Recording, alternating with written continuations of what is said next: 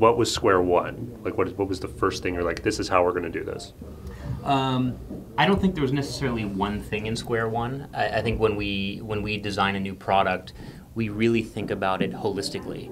But I think the two ways I would separate it would be into the hardware and into the software, which we obviously want to be integrated, but I think we would never start with software and then circle back and do hardware later or vice versa. But I think from a hardware perspective, what we wanted to do is just really, we set out the goal of designing the most beautiful phone that we could.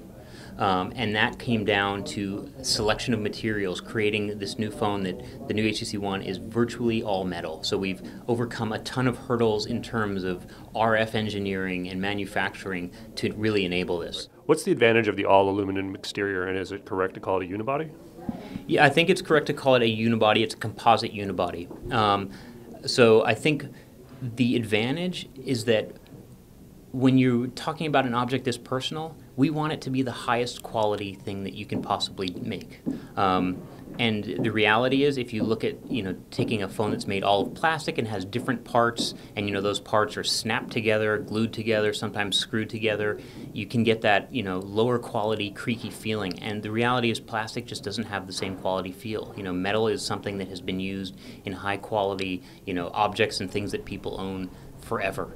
And it still kind of really resonates with people on a tactile sense. So what happens is when we create this composite structure that's virtually all metal other than the glass over the screen, is that you have a phone that feels really great in your hand. It feels rock solid, and you have the coldness and sort of that matte finish of the aluminum, and it's just something that feels like you own something that's really premium and high quality.